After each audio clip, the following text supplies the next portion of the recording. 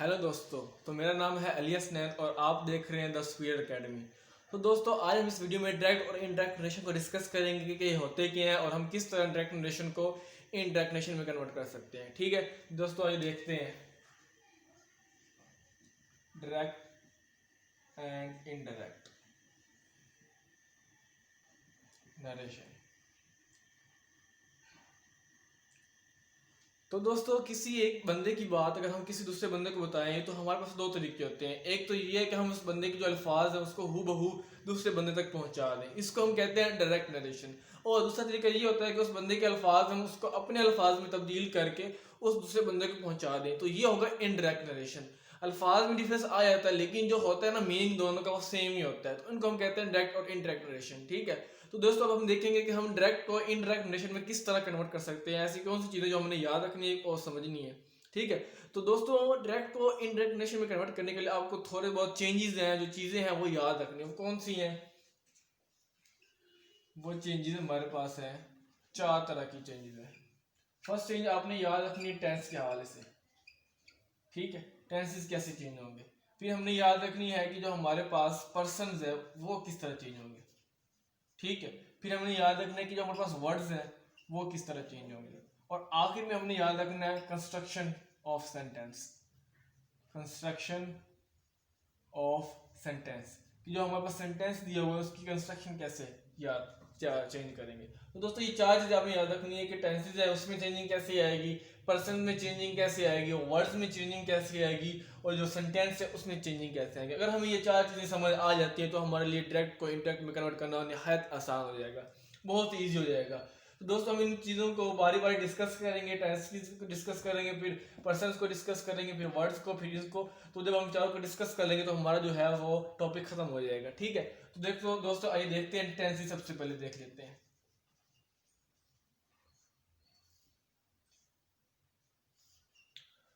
तो दोस्तों इसकी एग्जांपल हम लेते हैं इस तरह, he said Ali is going. ठीक है, तो दोस्तों ये वाला जो होता है ना पार्ट, इसको हम कहते हैं रिपोर्टिंग स्पीच। क्या कहते हैं? Reporting speech. ठीक है, रिपोर्टिंग स्पीच। और दोस्तों ये वाला जो इन्वर्टेड कॉमास के अंदर वाला पार्ट है इसको हम कहते हैं रिपोर्टेड स्पीच। क्या कहते हैं इसको हम? Reported speech. ठीक है, इसको कहते हैं रिपोर्टिंग स्पीच और इसको कहते हैं रिपोर्टेड स्पीच। ठीक है, तो दोस्तों आपने एक बात याद रखनी है कि इस जो रिपोर्टिंग स्पीच है इसमें ये वाला जो पार्ट है, अगर ये हमारे पास पास्ट में है, अगर ये वाला जो हिस्सा है ये पास्ट में है तो हम टेंस की जो है वो तब्दीली करेंगे इसके अंदर। ठीक है, अगर ये पास्ट में नहीं है, प्रेजेंट में या फ्यूचर में, फिर हम इसके अंदर टेंस की तब्दीली नहीं कर सकते। अब यहाँ पे पास्ट में है ना, ये वाला सेड क्या सेकंड फॉर्म है, सेकंड फॉर्म क्या होती है? पास्ट में, तो हम इसमें टेंस की तब्दीली करेंगे। अगर फॉर एग्जाम्पल हमारे पास इस तरह होता, he says Ali is going. ठीक है, तो अगर उस तरह आपका ये होता, he will say Ali is going. ठीक है दोस्तों, तो दोस्तों ये जो सेज है ना, ये हमें प्रेजेंट की इंडिकेशन दे रहा है, ये प्रेजेंट जो है प्रेजेंट टेंस में इस्तेमाल होता है, प्रेजेंट इंडेफिनिट में। और विल से मुझे पता चल रहा है कि ये फ्यूचर में है। अगर ये अब ये प्रेजेंट में या फ्यूचर में, तो इसके अंदर हम टेंस की तब्दीली नहीं करेंगे। रिपोर्टिंग स्पीच में कोई जो है, रिपोर्टेड स्पीच में कोई हम टेंस की तब्दीली नहीं करेंगे। मतलब क्या है, हम लिख देंगे he says that Ali is going. मतलब ये जो टेंस था इसके अंदर प्रेजेंट कॉन्टिन्यूस, उसमें हमने कोई चेंजिंग नहीं की, कोई तब्दीली नहीं की। ठीक है, इस तरह से ये इसको भी ये he will say that Ali is going. हमने जो है इन्वर्टेड कॉमास वो रिमूव किए और जस्ट दैट लगा दिए, बाकी सारा का वैसे लिखा। लेकिन अगर जब हम इसको तब्दील करेंगे, इसमें अगर हम इनडायरेक्ट नरेशन में कन्वर्ट करेंगे तो इसकी ये रिपोर्टेड स्पीच है, इसमें टेंसेस की तब्दीली आएगी। कैसे आएगी? He said that Ali was going. अब हमने इसमें टेंस की तब्दीली कर दी है, ये प्रेजेंट कॉन्टिन्यूस है और उसको हमने कन्वर्ट कर दिया पास्ट कॉन्टिन्यूस में। ठीक है, तो इसमें तब्दीली आई क्यों? क्योंकि ये पास्ट में था। अगर ये पास्ट में तो हमने तब्दीली की, अगर ये होता प्रेजेंट में या फ्यूचर में फिर हमें तब्दीली नहीं करनी थी जैसे हमने किया। ठीक है दोस्तों, ये आपकी सबसे पहली बात याद रखनी है। इसको मैं लिख देता हूँ।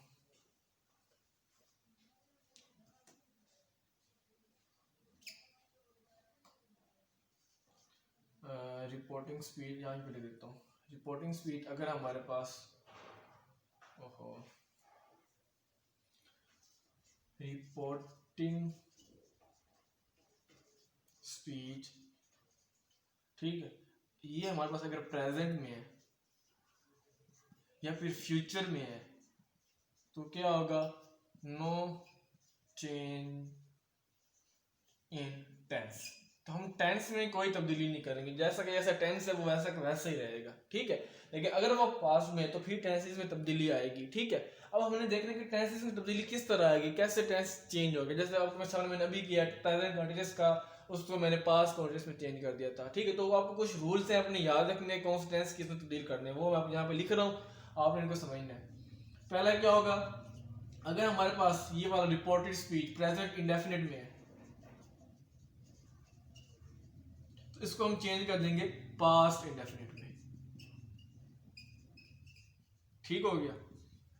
दूसरा, अगर ये चीज हमारे पास प्रेजेंट कॉन्टिन्यूस में है तो उसको हम चेंज कर देंगे पास्ट कॉन्टिन्यूस में। ठीक है, नंबर 3 हमारे पास क्या है, अगर ये वाला रिपोर्टेड स्पीच प्रेजेंट परफेक्ट में है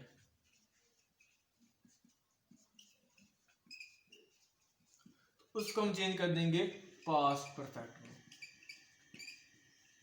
ठीक हो गया। ये थे हमारे पास प्रेजेंट के हवाले से 3। अब अगर हमारे पास कोई ये रिपोर्टेड स्पीच पास्ट इंडेफिनिट में हो, फॉर एग्जांपल पास्ट इंडेफिनिट में, तो उसको हम चेंज कर देंगे पास्ट परफेक्ट में।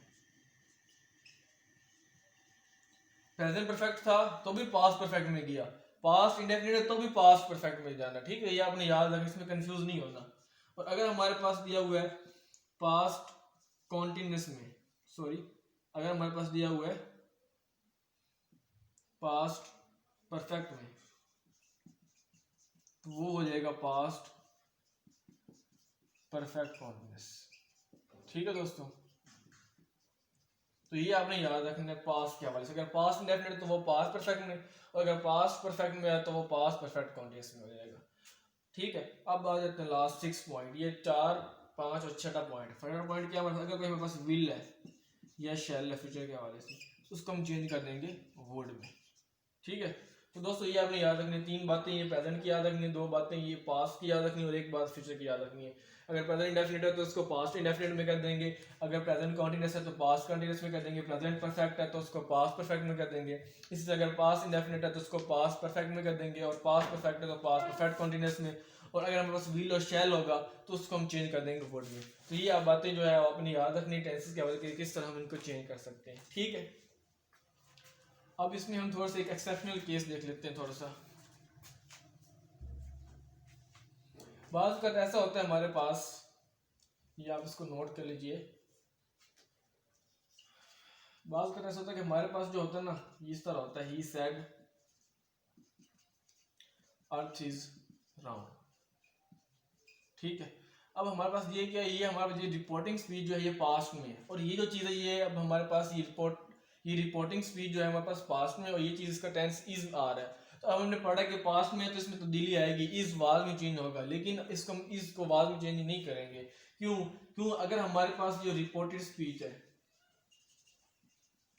रिपोर्टेड स्पीच, अगर इसमें यूनिवर्सल ट्रूथ आ जाए, यूनिवर्सल ट्रूथ, या फिर इसमें हैबिचुअल फैक्ट आ जाए, कोई हैबिट दिखाई गई हो, तो फिर हम उसका टेंस फिर भी तब्दील नहीं करेंगे।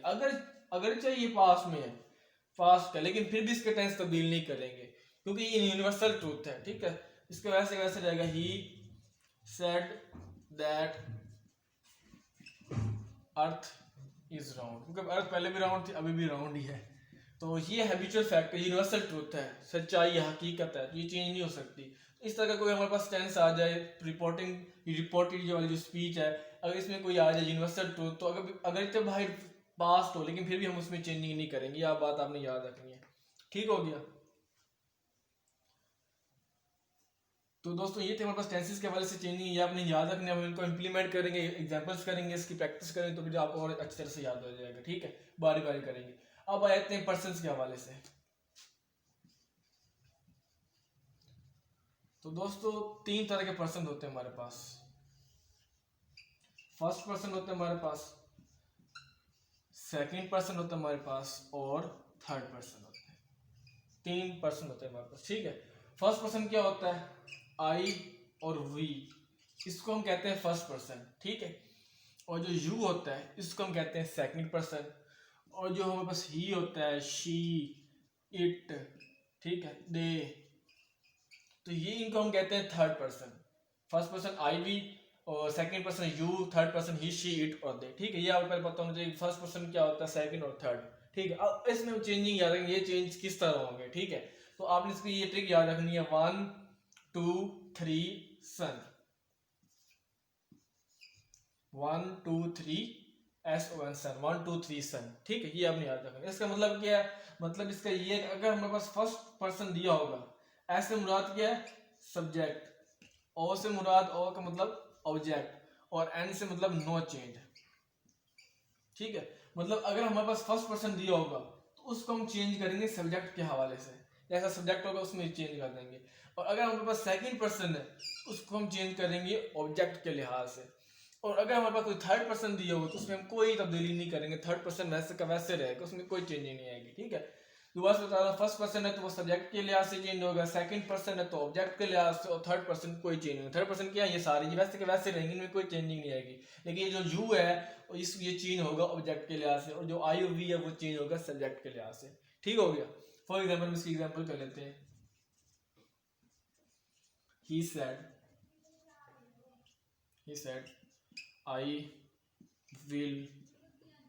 I will go। ठीक है, तो दोस्तों अब इसमें हमने चेंजिंग करनी है तो करते हैं। ये डायरेक्ट इसको इंडायरेक्ट में कन्वर्ट करना है, तो ये बन जाएगा he said, कॉमास को हटाएंगे, इन्वर्टेड कॉमास को, दैट आ जाएगा, he said that। ठीक है, अब दोस्तों ये देखना आपने, ये हमारे पास एक रिपोर्टेड स्पीच है, इसमें ये आई है, ये क्या है? ये हमारे पास सब्जेक्ट है। आई क्या है? सब्जेक्ट। ये कौन सा पर्सन है? आई। ये हमारे पास फर्स्ट पर्सन है, तो हमने क्या फर्स्ट पर्सन किस लिहाज से चेंज होगा? सब्जेक्ट के लिहाज से। तो ये हमारे पास सब्जेक्ट खड़ा हुआ है, ये हमारे पास सब्जेक्ट है, ये हमारे पास वर्ब है, और बाद में ऑब्जेक्ट भी आया होता है। ठीक है, तो ये फर्स्ट पर्सन है, फर्स्ट पर्सन किस लिहाज से चेंज होगा? सब्जेक्ट के लिहाज से, तो ये इसके लिहाज से चेंज होगा। मतलब कि आई को हम हटा देंगे, आई कहेगा ये अभी ही आ जाएगा, मतलब ही सेड दैट ही। ठीक है, ये होती है पर्सन की चेंजिंग। और विल आपको पता है विल चेंज होता है वुड में, तो ही वुड गो। तो दोस्तों ये आपने समझिए, बहुत ही कॉम्प्लिकेशन आती है, लोगों को समझ नहीं आता। और बस ये याद रखना, जो फर्स्ट पर्सन आई वी है ये चेंज होगा सब्जेक्ट के लिहाज से, जो सेकंड पर्सन यू है ये ऑब्जेक्ट के लिहाज, मतलब ऑब्जेक्ट जो उसके लिहाज से चेंज होगा, और जो थर्ड पर्सन है ही शीट वो चेंजिंग नहीं होगी। ठीक है, जैसे हमने यहाँ किया he said I will go, जो आई था ना इसको मैंने हटा दिया। क्यों हटाया? क्योंकि ये फर्स्ट पर्सन है, फर्स्ट पर्सन लिए चेंज होता है सब्जेक्ट के लिहाज से, सब्जेक्ट क्या हमारे पास वो ही है, तो इसको हमने हटा दिया, इस जगह फिर हमने ही लिख दिया। ठीक है, और विल की जगह फिर हमने उसको चेंज कर दिया वुड में, हमने बताया टेंस चेंज होता है और जो हो जाएगा। ठीक है, इस तरह का एग्जांपल कर लेते हैं हमारे पास, he said to me you will beat me। Okay, या इसका कर लेते हैं, यू विल है ना, तो हम कहते हैं यू बीट्स मी, मतलब वो मुझे मारता है, तुमने कहा। ठीक है, अब इसको कन्वर्ट करते हैं, हो जाएगा he said to me that. ठीक है, अभी देखिए यू है, यू हमारे पास क्या सेकंड पर्सन है, सेकंड पर्सन किस लिहाज से चेंज होगा? ऑब्जेक्ट के लिहाज से। ऑब्जेक्ट क्या है हमारे पास? ये हमारे पास सब्जेक्ट है, ये हमारे पास वर्ब है, और ये हमारे पास ऑब्जेक्ट है। ठीक हो गया। अब ऑब्जेक्ट क्या हमारे पास? मी है। ठीक है, मी क्या होता है? आई होता है, मी ऑब्जेक्टिव फॉर्म है। ठीक है, यहाँ पे हमने पास यू है ना, यू सब्जेक्ट फॉर्म में लिखा हुआ है, तो इसको मी पे के लिहाज से चेंज होंगे। तो अब जो मी है इसका हमने सब्जेक्टिव फॉर्म लेनी, मी की सब्जेक्टिव फॉर्म क्या होती है? आई होती है, तो आई हो जाएगी। ठीक है, और इसका भी ये हमारे पास देखना कि ये हमारे पास बीट्स है, ये प्रेजेंट इंडेफिनिट है, तो इसको हम चेंज करेंगे पास्ट इंडेफिनिट में। तो इसको बीट जो होगी इसकी सेकंड में, तो बीट बैट बीटन होता है हमारे पास, तो बीटन आ जाएगा, यू आई बीटन। ठीक है। तो ये हमने यू जो है वो चेंज कर दिया ऑब्जेक्ट के लिहाज से। ऑब्जेक्ट क्या था, मी की हमने सब्जेक्टिव फॉर्म देखी, मी सब्जेक्टिव फॉर्म क्या होती है, आई होती है, तो ऑब्जेक्ट जो है फिर मी उसको हमने आई भी लिख दिया, ठीक है। और बीट्स की फिर ये प्रेजेंट डेफिनेट था, प्रेजेंट डेफिनेट को हमने चेंज कर दिया पास्ट डेफिनेट में, तो बीट्स की सेकंड फॉर्म बीटन होती है, बीट बीट बीटन, ठीक है, ठीक है। तो हमने इसकी जो है सेकंड फॉर्म लिख दी। और अब ये देखें ना, मी क्या हमारे पास फर्स्ट पर्सन है, फर्स्ट पर्सन किस लिहाज से चेंज होता है, हमने कहा सब्जेक्ट के लिहाज से, सब्जेक्ट क्या हमारे पास ही है, ठीक है। तो अभी ही यहाँ पे आएगा, ठीक है, ही हम इसको चेंज कर देंगे। लेकिन अब हमने याद रखना, हमने यहाँ पे ही नहीं लिखना, हमने ही की ऑब्जेक्टिव फॉर्म लिखनी है। क्यों? क्योंकि जो मी है ये भी ऑब्जेक्टिव फॉर्म में है, तो इसकी ही की ऑब्जेक्टिव फॉर्म क्या होती है, हिम होती है। यहाँ पे यू जो था सब्जेक्टिव फॉर्म में था, इसलिए हमने मी की यहाँ पे सब्जेक्टिव फॉर्म ली, जो जिस फॉर्म में होगा उसी फॉर्म में लेके आना, ठीक है। तो यू था सब्जेक्टिव फॉर्म में, तो हमने मी की सब्जेक्टिव फॉर्म ली, मी या ऑब्जेक्टिव फॉर्म में, तो हमने ही की ऑब्जेक्टिव फॉर्म ले ली। तो दोस्तों ये आपने याद रखना है कि जो है थर्ड पर्सन फर्स्ट पर्सन वो किस तरह चेंज होता है। अब थर्ड पर्सन की ले लेते हैं। He said he is going, okay हो गया। इसका बनाएंगे ही सेड दैट, ठीक है। अब ही है, ही थर्ड पर्सन, इसमें कोई चेंजिंग नहीं है, ही वैसे का वैसे रहेगा, तो ही। और इज प्रेजेंट कॉन्टिन्यूस शो कर रहा है, उसको हम करने पास्ट कॉन्टिन्यूस में, तो ही वाज गोइंग हो जाएगा, ठीक है। तो दोस्तों ये आपने याद रखनी है चेंजेस पर्सन के हवाले से, बहुत अच्छी तरह से ये ट्रिक याद रखनी है, 1 2 3 सन, ठीक है। क्या याद रखनी है, 1 2 3 सन, मतलब फर्स्ट पर्सन सब्जेक्ट के लिहाज से, सेकंड पर्सन ऑब्जेक्ट के लिहाज से, और थर्ड पर्सन नो चेंज, उसमें कोई तब्दीली नहीं है। फर्स्ट पर्सन क्या होता है, आई वी होता है, सेकंड यू होता है, उसमें ये ही शीट होता है, ठीक है। ये आपने याद रखना है, ठीक है, उसको रिप्लेस कर देना है। तो ये थे हमारे पास पर्सन की जो है चेंजिंग थी, ये आपने याद रखना है।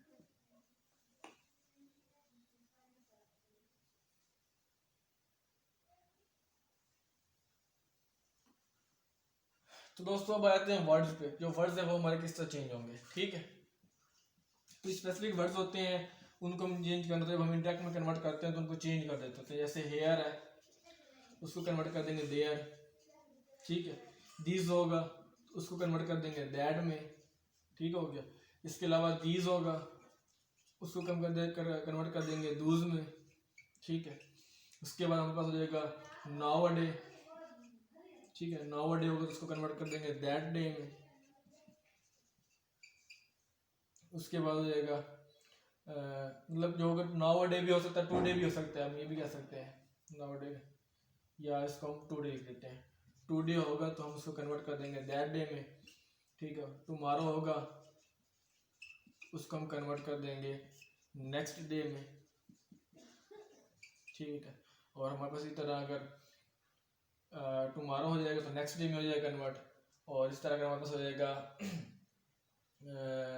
अगर इसका वो टुमारो के अलावा हमारे पास क्या होता है, प्रीवियस डे होता है, ठीक है। लास्ट डे जिसको हम कहते हैं यस्टरडे होता है हमारे पास, अगर हमारे पास यस्टरडे होगा उसको कन्वर्ट कर देंगे प्रीवियस डे में,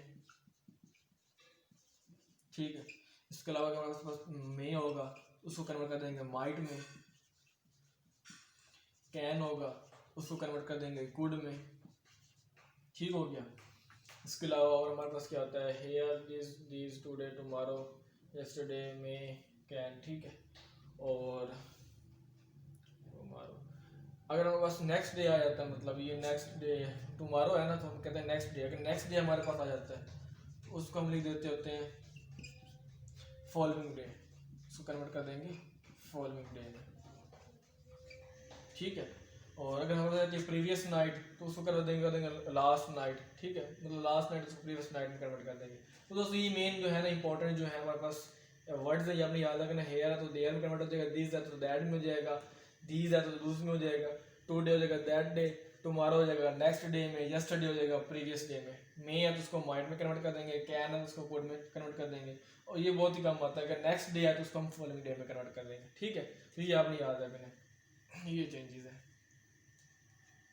इसकी एग्जांपल लेते हैं। He said, Ali, come here, ठीक है। तो इसको कन्वर्ट करते हैं, बन जाएगा he said Ali to come।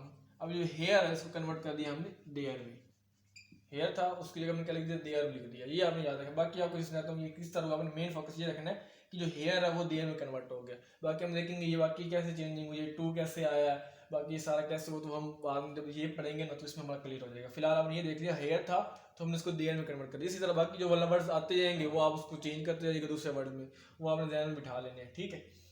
तो ये अब होती है हमारे पास वर्ड्स की चेंजिंग। अब हमारे पास लास्ट आ जाता है हमारे पास कंस्ट्रक्शन, जो बहुत ही इंपॉर्टेंट है। इसको आप ध्यान से सुनिएगा और समझिएगा। Construction of sentence,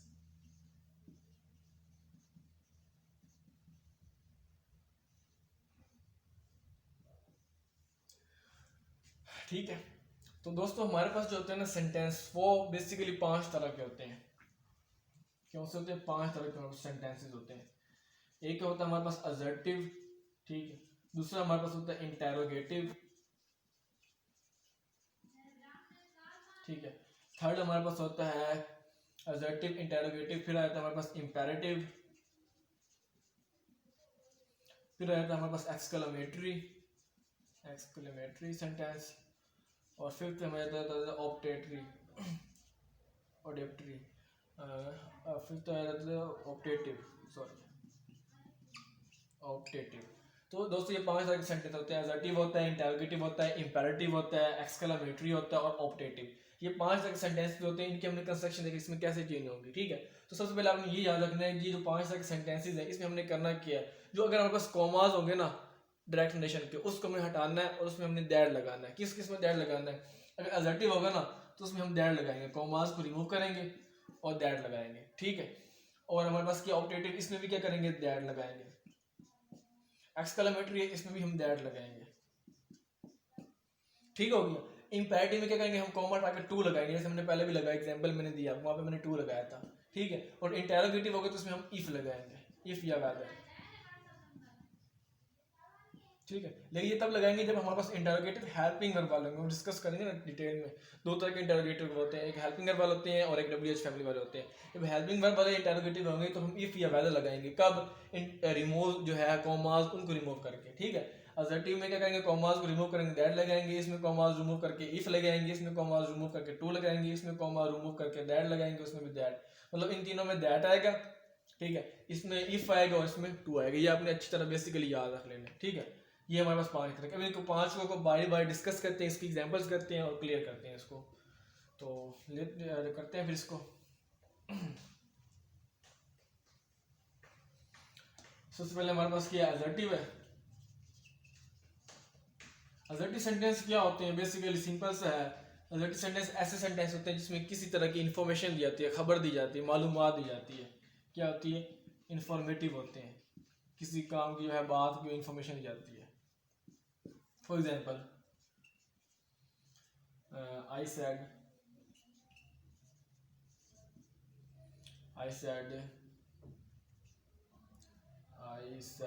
to him, ठीक है। I said to him you did not go to school, ठीक है। इसमें हमारा जो है ना पिछले जो रूल पढ़ते हैं, हमने पढ़े हैं टेंसेस, पर्सन, वर्ड्स, वो भी इस्तेमाल करते जाएंगे ताकि उसकी प्रैक्टिस भी होती जाएगी और ये कंस्ट्रक्शन इसकी भी देखते जाएंगे, जो हमारा जो सेंटेंस उसको हम किस तरह चेंज करें। मेन पार्ट हमारा यही है, ठीक है। तो अब इसको चेंज करते हैं। अब ये देखें सैड टू हिम है दोस्तों, याद रखेंगे जब सैड टू हो गया ना हमारे पास, सैड टू, उसको हम चेंज करेंगे टोल्ड में, ठीक है। अगर अकेला सैड होता ना, अकेला सैड, तो हमने फिर वो सैड ही आना था, उसमें चेंजिंग नहीं करनी थी। लेकिन अगर सैड टू आ गया हमारे पास, ठीक है, तो फिर क्या करेंगे? टोल्ड में चेंज कर देंगे। मतलब क्या है? सैड टू हिम है ना, तो मैं इस जगह लिख दूंगा आई टोल्ड हिम, सही हो गया। और इसमें क्या है? इसमें कॉमा हटा देना, उसी तरह दैट लगा देना, जैसे मैंने आपको पहले बताया था। यहाँ पे इसको दोबारा लिख लेते हैं कि हमें याद रहे दोबारा से। असर्टिव सेंटेंस है, उसके बाद हमारे पास इंटेरोगेटिव है, एक्सक्लेमेटरी है, उसके बाद असर्टिव है, इंटेरोगेटिव एक्सक्लेमेटरी, और इंपेरेटिव है, और एंड पे हमारे पास क्या? ऑप्टेटिव है, ठीक है। इसमें भी दैट आएगा असर्टिव में, इसमें इफ आएगा, इसमें दैट आएगा, इंपेरेटिव में टू आएगा और इसमें दैट आएगा। ये आप याद रखते हैं, ये कंफ्यूज ना होइएगा, ठीक है। तो आई टोल्ड हिम हो गया दैट। अब ये कहना यू हमारे पास क्या है? सेकंड पर्सन है। मैंने कहा 1 2 3 सन, तो जो सेकंड पर्सन होगा वो चेंज होगा ऑब्जेक्ट के लिहाज से। तो ऑब्जेक्ट क्या हमारे पास, ये ऑब्जेक्ट है, ये वर्ब है और ये सब्जेक्ट है। तो ऑब्जेक्ट हमारे पास क्या है, हिम क्या होता है, ये ऑब्जेक्टिव फॉर्म किसकी है, ही की है। तो हम यहाँ पे क्या करेंगे, ही इस्तेमाल करेंगे। ठीक हो गया, क्योंकि यू खुद सब्जेक्टिव फॉर्म खड़ा है ना, तो इसलिए इसको करेंगे यही इस्तेमाल, लेकिन इसकी सब्जेक्टिव फॉर्म में लेंगे, क्योंकि हमें पता 3 तरह की फॉर्म होती है, सब्जेक्टिव होती है, पोजेसिव होती है और ऑब्जेक्टिव होती है। तो हमने सब्जेक्टिव फॉर्म ही की इस्तेमाल करनी है। तो ये हो जाएगा डिड नॉट है। डिड नॉट क्या है, पास्ट इंडेफिनिट है। मैंने कहा था पास्ट इंडेफिनिट हो गया तो वो चेंज हो जाएगा पास्ट परफेक्ट में, तो इसका बन जाएगा हैड नॉट। डिड नॉट से क्या हो गया, डिड से हैड नॉट, क्योंकि पास्ट परफेक्ट है। You had not gone, third form इस्तेमाल करें, टू स्कूल। दोस्तों अगर आपको टेंसेस आते हैं तो अच्छी बात है, अगर नहीं आते तो मेरी जो है वीडियो बनी हुई है टेंसेस पे, आप वहाँ से समझ सकते हैं टेंसेस क्या, कौन से टेंसेस क्या होते हैं, मतलब कितने टेंसेस होते हैं, उनकी सारी डिटेल मैंने वीडियो बनाई हुई है, तो आप वहाँ से समझ सकते हैं। नहीं तो अगर आपको आते हैं तो आप यहीं से समझ सकते हैं कि प्रेजेंट पास्ट इंडेफिनिट था तो हमने इसको पास्ट परफेक्ट में कर दिया। आपको पता पास्ट परफेक्ट में क्या होता है, हैड इस्तेमाल होती है और थर्ड फॉर्म इस्तेमाल होती है। ठीक हो गया। तो दोस्तों ये थी हमारे एग्जैक्टिव सेंटेंस, सिंपल सा था। दैट हमने इस्तेमाल किया कॉमा हटा के, बाकी पर्सन हमें पता पहले से पढ़ा है पर्सन में कैसे चेंजिंग होती है और टेंस में कैसे चेंजिंग होती है। ठीक हो गया। तो ये हमारे पास है एडजेक्टिव सेंटेंस। अब आगे आते हैं, आगे हमारे पास है इंटेरोगेटिव सेंटेंस। दोस्तों इंटेरोगेटिव सेंटेंस, तो दोस्तों इंटेरोगेटिव सेंटेंस बेसिकली 2 तरह के होते हैं, मैंने आपको बताया। एक वो इंटेरोगेटिव होते हैं जो WH फैमिली वाले होते हैं, और एक वो इंटेरोगेटिव सेंटेंस होते हैं जो हेल्पिंग वर्ब वाले होते हैं, जिनको एक्सिलरी वर्ब भी कहते होते हैं। WH फैमिली वाले कौन से होते हैं, हु होता है, वेयर, व्हाई, व्हेन, ठीक है, और हाउ। ऐसे सेंटेंस जो इनसे स्टार्ट हो तो वो WH फैमिली वाले होते हैं इंटेरोगेटिव। और जो हेल्पिंग वर्ब से स्टार्ट होते हैं, हेल्पिंग वर्ब क्या होता है, हमारे पास इज होता है, एम होता है, आर, वाज, वर, ठीक है, डू, डज, डिड, ठीक है, हैज, हैव, हैड और विल, शैल। ये सारे याद रखने की जरूरत नहीं है, बस आपको पता होना चाहिए कि ये हेल्पिंग वर्ब ये वाले होते हैं। ठीक है, हेल्पिंग वर्ब, और ये WH वाले जो है तो ये वाले वर्ड्स होते हैं। तो ये हमने देखने का इंटेरोगेटिव कौन से होते हैं, 2 तरह के होते हैं, एक होते हैं हेल्पिंग वर्ब वाले इंटेरोगेटिव और एक होते हैं WH वाले इंटेरोगेटिव। एक WH वाले इंटेरोगेटिव कौन से, जो इनसे स्टार्ट होते हैं, और हेल्पिंग वर्ब वाले कौन से इंटेरोगेटिव जो इनसे स्टार्ट होते हैं। हमने याद किया कि हमने याद रखा कि हेल्पिंग वर्ब वाले हमारे पास सेंटेंस आ रहा है तो उसमें हम क्या करेंगे, कॉमा हटा के इफ लगाएंगे, इफ या फिर वेदर लगाएंगे। इफ आसान है तो आप इफ ही इस्तेमाल कीजिएगा, और इसमें हम कुछ भी नहीं लगाएंगे। इसमें अगर हम जो है ना कॉमा हटाएंगे, कुछ भी नहीं लगाएंगे, दैट भी नहीं लगाएंगे, कुछ भी नहीं लगाएंगे, ठीक है, इसमें दैट नहीं आएगा, नथिंग, कुछ भी नहीं आएगा। तो ये आपने याद रखना। अब इसके एग्जांपल्स कर लेते हैं तो आपको याद हो जाएगा, समझ आ जाएगी। लिख देते हैं, आपको ध्यान में रहे। तो विल शैल था, फॉर एग्जाम्पल इसमें का I said, why are, why is he going, ठीक है। अब हमने इसे क्या करना है, इंटरेक्ट बनाना है। ये डायरेक्ट हमें दिया हुआ है, हमने इसका इंटरेक्ट बनाना है। तो कैसे बनाएंगे, आई, अभी देखिए इंटेरोगेटिव है, जब इंटेरोगेटिव होता है ना तो उसमें हम क्या करते हैं, हम ये जो सेड होता है ना इसको हटा के हम आस्क्ड लगा देते हैं। क्या करते हैं, आस्क्ड लगाते हैं, क्योंकि इंटेरोगेटिव में सवाल पूछ रहा है तो सवाल के हम आस्क्ड इस्तेमाल करते हैं, ये हमें याद रखना है। तो I asked that, that sorry नहीं आ रही तो आपको बता रहा हूँ, दैट नहीं आना। तो आई आस्क्ड व्हाई, ठीक हो गया, व्हाई वैसे रहा। अब आपने क्या करना है, आपने ये याद रखना है, सबसे पहले ये वैसे आ गया, इसको पहले सिंपल फॉर्म में लेके आना है। ये सवाल बना हुआ ना ये वाला सारा सेंटेंस, इसको सिंपल फॉर्म में लिखेंगे तो क्या बनेगा, ही इज गोइंग बनेगा। तो इसको सीधा सादा फॉर्म में लेके आना है। अब इसमें टेंस तब्दीली करनी है, प्रेजेंट कॉन्टिन्यूअस है तो उसको चेंज कर देंगे पास्ट कॉन्टिन्यूअस में, तो ये बन जाएगा ही वाज गोइंग, ठीक है। इसको मैं यहाँ लिखूंगा ही वाज गोइंग, ठीक है दोस्तों। तो ये इस तरह हमने चेंजिंग करनी है। कैसे, हमने कॉमास हटाए, कुछ भी नहीं लगाया, वाई था वाई वैसे रहने दिया, इसको सिंपल फॉर्म में पहले लेकर फिर इसके टेंसेस की तब्दीली की, टेंस में चेंजिंग आ गया, फिर उसको हमने इंपोर्ट कर दिया। अगर आपको प्रैक्टिस हो तो आप यहाँ से डायरेक्ट भी कर सकते हैं, यहाँ से इसको लेके, इसको लिखने की जरूरत नहीं है, आप इसको डायरेक्ट यहाँ से लिख सकते हैं, ठीक है। तो ये था हमारे पास WH वाला जो है सवाल। अब देख लेते हैं हेल्पिंग वर्ब वाला। she said,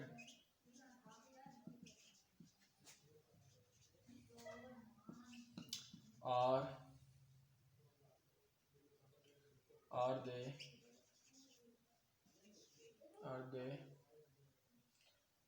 are they going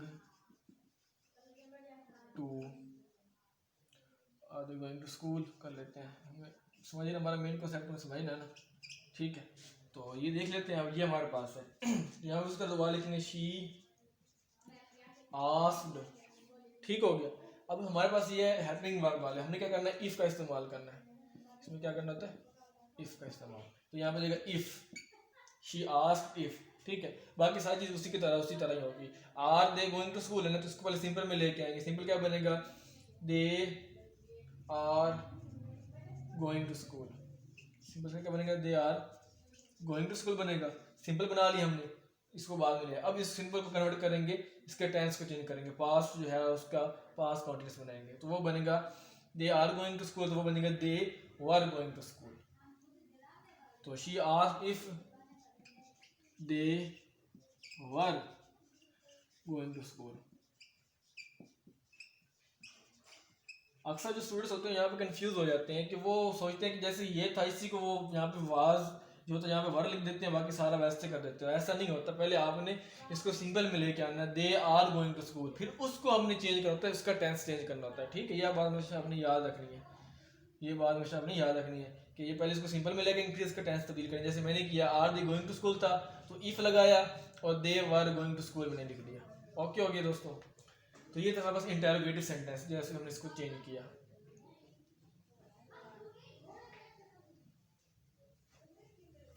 अब आते हैं हमारा नेक्स्ट सेंटेंस पे। नेक्स्ट सेंटेंस हमारा क्या था, नेक्स्ट सेंटेंस हमारे पास है इंपेरेटिव। Imperative sentence